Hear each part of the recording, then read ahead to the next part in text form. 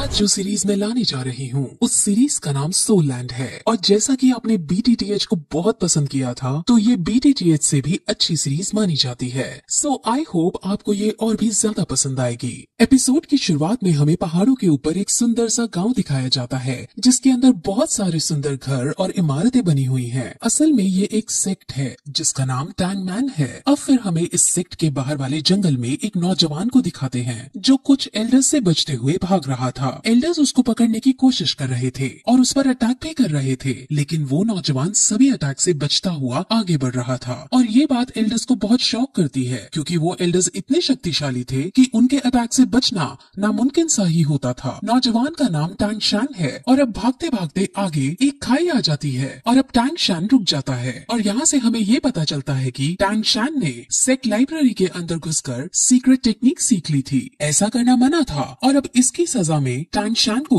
मृत्यु दंड दिया जाने वाला है। वहाँ टैंग शैन जो अपने असूलों का पक्का था और उसे ये पता था कि इसकी सजा मृत्यु दंड ही है, इसीलिए वो खुद अब सुसाइड करने का ही डिसाइड करता है। और साथ ही साथ उन्हें ये भी बताता है कि उसने इस सीक्रेट टेक्निक को किसी और को नहीं बताया है और सारी टेक्निक्स उसके कमरे में ही है। और ऐसा कहते ही वो उस टेक्निक का सबसे खतरनाक हथियार निकाल लेता है और सेक्ट के लीडर को समर्पित करता है, जिसके बाद वो अपने सारे कपड़े उतारता है क्योंकि वो टैंग सेक्ट से लिया हुआ सब कुछ वापस लौटा देना चाहता था और फिर खुद खाई से नीचे कूद जाता है। तभी सेक्ट लीडर उसे मरने से बचाने की भी कोशिश करता है, लेकिन टैंग शैन अपने इरादे का पक्का था और वो खाई में गिरकर अपने आप को मार डालता है। उसके मरते ही उसकी आत्मा अलग अलग दुनियाओं को क्रॉस करते हुए पैरेलल यूनिवर्स में चली जाती है और वहाँ वो एक नवजात शिशु के रूप में जन्म लेता है और उसका नाम भी वहाँ टैंग शैन ही रखा जाता है। उसे अब अपने पहले जन्म की सारी बातें और सारी टेक्निक्स याद होती है, जिस वजह से वो बचपन से ही उन टेक्निक्स को पहाड़ के ऊपर जाकर प्रैक्टिस करता है। इस दुनिया के अंदर डाउलो कॉन्टिनेंट है। इस दुनिया के अंदर हर कोई 6 साल की उम्र में अपनी एक स्पेशल एबिलिटी एक्टिवेट करता है। इस एबिलिटी का नाम स्पिरिट सोल है और स्पिरिट सोल को हासिल करने के बाद लोगों के पास अलग अलग तरह की एबिलिटीज आ जाती हैं। एक दिन जब वो पहाड़ से टेक्निक करते हुए वापस आ रहा होता है तो उसे पता चलता है कि इसी साल नए बच्चों की एबिलिटी जगाने के लिए एक स्पिरिट मास्टर उनके गाँव में आ रहे हैं। इस स्पिरिट मास्टर का नाम सू यू ताओ है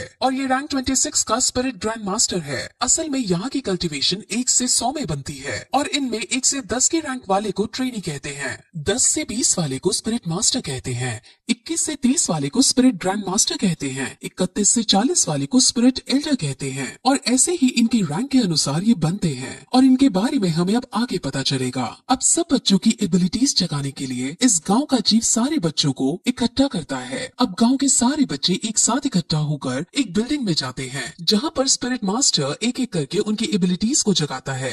वहाँ पर टैंग शैन भी मौजूद है और वो भी यहाँ अपनी एबिलिटी को अवेकन करने आया होता है। तब उनकी एबिलिटीज को जगाने से पहले सब बच्चों को अपनी शक्ति दिखाता है और अपने अंदर एक भेड़िए जैसी शक्ति बुला लेता है, जिससे सब बच्चे बहुत शॉक होते हैं और एक्साइटेड हो जाते हैं। और अब एक एक करके बच्चे अपनी अपनी स्पिरिट सोल को जगाने के लिए आगे आते हैं। अब जो पहला बच्चा आगे आता है उसकी स्पिरिट सोल एक दारांत यानी सिकल होती है जो कि एक टूल टाइप स्पिरिट सोल है। अब इसे देखकर स्पिरिट मास्टर उनको बताता है कि ये वेपन के लिए तो काम नहीं आ सकती, लेकिन इस टाइप के लोग एग्रीकल्चर यानी फार्मिंग के अंदर बहुत अच्छे होते हैं। अब वो उसकी सोल पावर को चेक करता है। सोल पावर किसी भी स्पिरिट सोल को ट्रेन करने के लिए बहुत जरूरी होती है। अब जब उसकी सोल पावर को चेक करते हैं तो उसकी सोल पावर 0 आती है, जिसका मतलब वो अपनी स्पिरिट सोल को ट्रेन नहीं कर सकता और पूरा जीवन भर एक नॉर्मल इंसान ही रहेगा। ऐसा करते करते वो और भी बच्चों को चेक करता है जिसमें ज्यादातर फार्मिंग स्किल्स की एबिलिटीज को रखने वाले बच्चे ही निकलते हैं।